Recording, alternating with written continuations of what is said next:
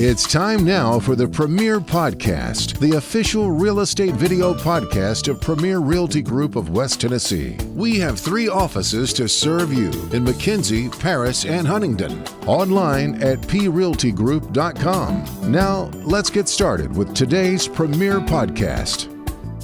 Welcome back to the Premier Realty Group podcast. My name is Kelly Green, the Marketing Director for Premier Realty Group of West Tennessee. My co-host, as always, is our Principal Broker in our Paris office, Garry Wicker. How are you, sir? Hey, Kelly, I'm good. How are you? Doing well. We've got a good guest this afternoon. He is with Ellis Home Inspections, 731-441-9641. To reach this guy, Bob Ellis. Bob, how you doing, man? I'm doing good. You guys doing good today? Doing very well. This is something we haven't covered on the podcast. No, we Garry. haven't. This will be the first time we've covered anything like that. Now, we've kind of talked around it with different forms and stuff, but we've not covered this part of it before. Talk about what a home inspector does and how they kind of fit into the home buying or home selling equation, Bob.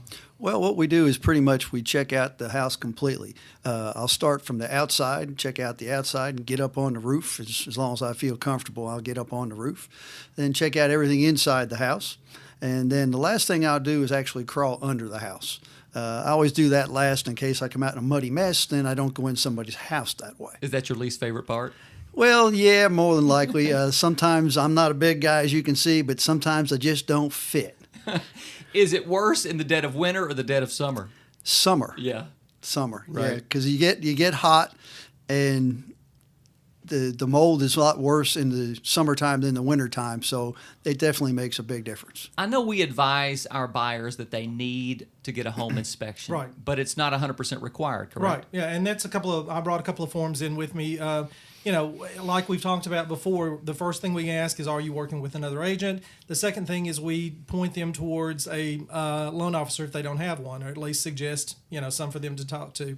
Once we have them on contract under a purchase and sale agreement, the next thing we do is, of course, when you've listed your house, one of the paperwork that you fill out is the Tennessee Residential Property Conditions Disclosure. Now, like any house, most people don't know everything that's going on with their house. I don't crawl under my house. In fact, my wife had said something to me about, why don't you be an inspector? They make good money. I'm not going to say great, but they make good money. And I said, I'm too old to crawl under those houses. But when we do, one of the other forms that we give the potential purchaser is a form that says, get a home survey and a home inspection and a property survey. And, it's just something that helps them know what's there. Also, it helps it helps in negotiating if there's something that needs to be repaired. Is a home inspection a pass-fail kind of thing? Okay, you passed inspection, you failed inspection, or is it just an inspector's written opinion of what kind of shape the home's in? It's an inspector's opinion of the home. Depending on who it is, most of the time, the people who own the house, of course, they know what's going on inside and outside the house, but nobody crawls under their house. And when you find something that's bad, serious, it's almost always under the house. Yeah. So it's certainly not required, but what I tell people is if you don't know anything about cars and you're going to buy a used car and you have a buddy that knows cars, you bring him with you. And that's essentially what I do, only you're talking about a lot larger investment, and they are essentially getting my opinion as to the condition of the home. When does the inspection usually happen, Garry, when the deal is coming together? Well, honestly, again, that's one of those things that changed when the TRID laws, y'all have heard me talk about TRID laws in the past, once they came into effect. You want to do so much up front now to take care of all of those inspections. Your wood destroying insect inspection comes along with that. There are other types of inspections that you could get done at the same time. But we recommend usually in the first 7 to 10 days to have that done. So on the purchase and sale agreement, there is a place that says, within the first, and it's blank to put down the number of days there. But we usually figure 7 to 10 days there. Depending on the type of loan, we can stretch that out. If we know that the inspectors are really busy, we can stretch that out. That's kind of a hit and miss date there. But we typically stay, if I'm doing one, I'm doing 10 days. Yep. And if Bob does an inspection, the inspection comes back and there are some bad things on the inspection. I don't want to know it. Absolutely, I don't want to know it. And honestly, when I first started selling real estate in Jackson and we had a home inspection, I was there. First thing I did was go and meet the inspector there, and I followed him around like a puppy dog trying to find out. Now the laws have changed enough that we have the liability that we don't want to know. In fact, when I was going through my GRI classes just a few weeks ago, one of the girls brought up from her perspective, she was on the selling side of the listing side of the agreement, and the buyer's agent sent her the email with the inspection sheets in there. She didn't open them. She just sent them back and said she didn't want them. She didn't want the liability, and our instructor said, you might as well open them because even that you've got them now, you're liable. It's sitting on your email. Right. Yeah. So what basically happens at that point, Bob or whoever your inspector is sends it directly to his client, which is the buyer. Yeah. We're talking to Bob Ellis from Ellis Home Inspections, 731-441-9641. He's also on Facebook. Where do you usually find the most problems when inspecting a home, or does it vary from home to home? Is it a leaky roof? Is it problems with the appliances? Is it water under the house? Is it mold? Where do you usually find that something's going wrong most of the time? Most of the time, the real problems are under the home. Some of those problems start on the outside. Most of the time where you run into real trouble under a house, it's because water's getting under the house.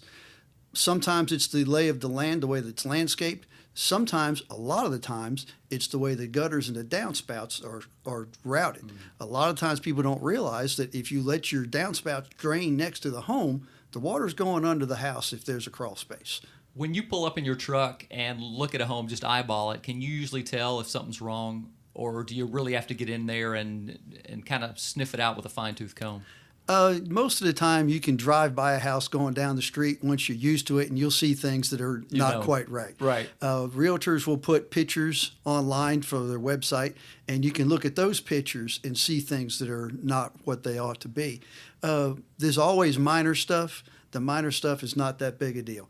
It's the real problems, mold, insect damage, structural damage is where the real problems come in. Crawling under homes, I can imagine that you've run into a problem or two.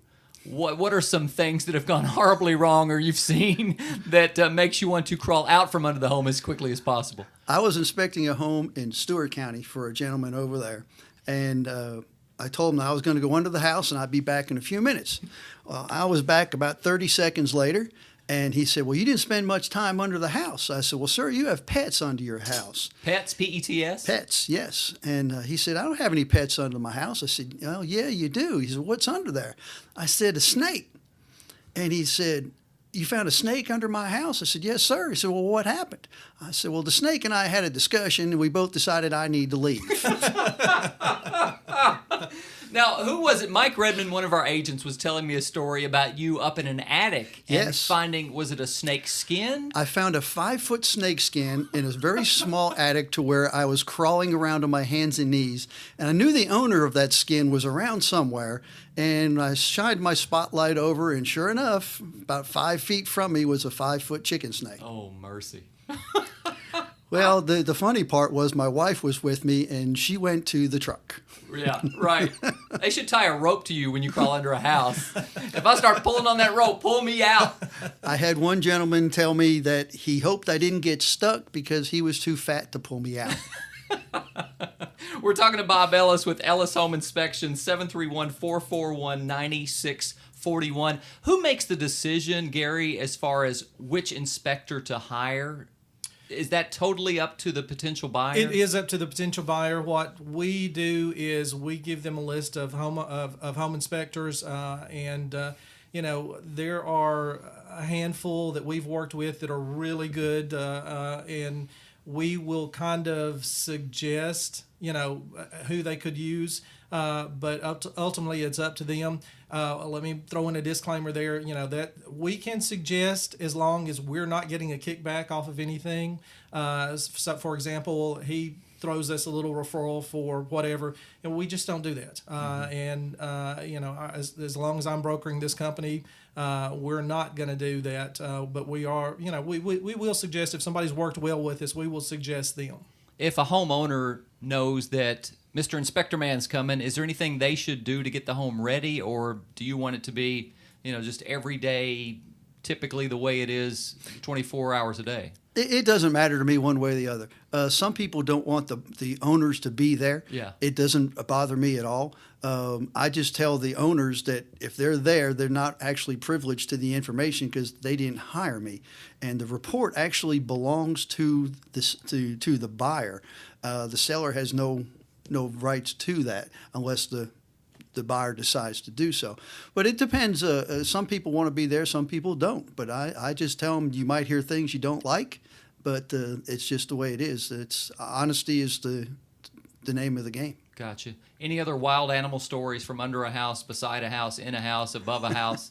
Well, I've found raccoons under homes. I've found squirrels inside of walls. But you've never been bitten? Not yet. Right. Not yet. I've had a few dogs that I made people put up somewhere. Right. But nothing terrible yet. Any final thoughts for our buddy Bob Ellis? Let me throw in while we're talking about the homeowner side of it.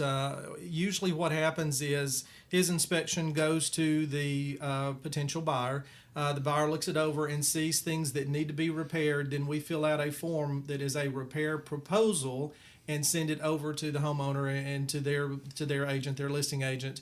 And then the negotiations on what's going to be repaired, if it's just part of it or all of it, or how it's going to be paid for, happens, and then that makes the homeowner aware of some things. They don't, like Bob said, they don't see everything, but it does make them aware of some things. Again, when that comes into play, then you have to turn around and take the conditions disclosure and update it with what you are now aware of, because at that point the homeowner is responsible for what they know. Yeah, that's good information as to what comes after. When Bob Ellis's job is done, what happens then? Right. Yeah. And some houses we see are sold as is, and that doesn't, just because it's being sold as is doesn't mean that you can't get the inspector to come in and do the inspection. They can still come in and do the inspection. That just makes the buyer aware of what they have to repair after they buy the house. Gotcha. He's one of the best in the business. Bob Ellis with Ellis Home Inspections, 731-441-9641. You can also find him on Facebook. Bob Ellis, thanks for being on the podcast. Thank you, guys. I appreciate it. Great job.